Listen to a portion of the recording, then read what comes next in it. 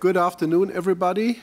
It's my pleasure to welcome you from Strasbourg to the afternoon session of today's Standing Committee. I'm particularly pleased to be back in town after 9 months of absence, and I hope that in due course, to put it this way, all of us will be able to reconvene in this wonderful city and continue our work not only online but also in person with all that allows additional informal exchanges and so on. But for the time being, we keep up our work with the help of technology. And it is my pleasure to welcome this afternoon Ms. Dunja Mijatović, the Commissioner of Human Rights of the Council of Europe, who will address the Standing Committee remotely to present her 2019 annual activity report and to reply to questions. I'm very glad that the Assembly has a regular occasion to exchange views with the Commissioner for Human Rights on topics which constitute the core business of this organization. Since her election in 2018, Mrs. Mijatović has been building a constructive dialogue with Council of Europe member states on a number of thematic issues. She also participates in the proceedings before the European Court of Human Rights and carries out an important communicative and information work. In 2019, as in previous years, there have been growing challenges to human rights standards and principles all over the continent. Additional challenges which emerged in 2020 will make the defense of human rights even more difficult. Our today's reports are entirely dedicated to the impact the COVID pandemic has had on democracies and respect of human rights, especially of vulnerable groups. That is why I'm looking forward to today's exchange of views, which would enable us to take stock of the situation and envisage new approaches to address it. Mrs. Mijatović, you have the floor.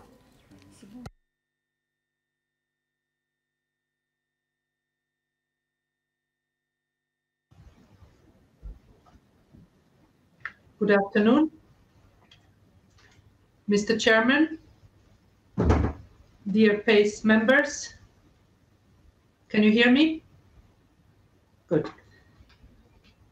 It is a great pleasure to have this opportunity to meet with you today. Although it is only from cyberspace, I would have preferred, of course, to get together with you last April at your plenary session to discuss my annual report as usual.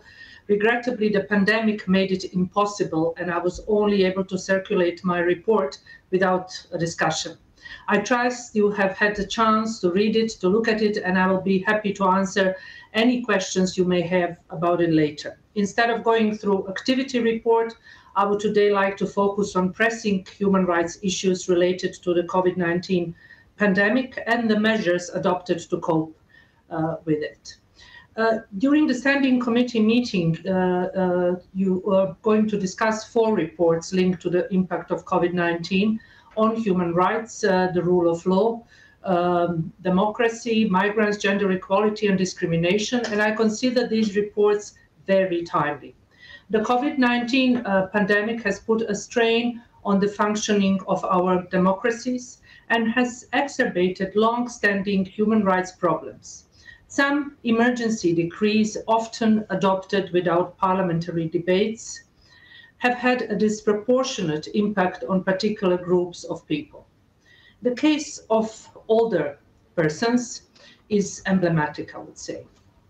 In many of our member states, they have paid the highest toll, not only due to the health vulnerability associated with age, but also on account of the bad management of the health crisis, including neglect, abuse, and lack of preparedness in long-term care facilities. Those living independently also suffered because of the lockdown measures that further isolated them from their families and the rest of the community, and little was done to limit or reduce this suffering. These issues predate the pandemic.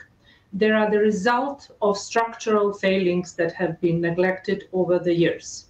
The human rights of migrants have also been disproportionately affected by the measures adopted to contain the spread of COVID-19.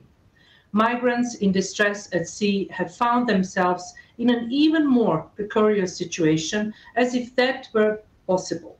Member states have become even more reluctant to carry out rescue them. The pandemic costs, even the way they are being carried out is more blatant on continuing violence against women, of care and resented in a number of countries and may impede women's access during the health emergency is that some countries take violence and violence against women. If they have not, we now have no excuses. We can no longer, a critical point is that we need more disadvantages. Although different kinds of problems, they all share a common denominator.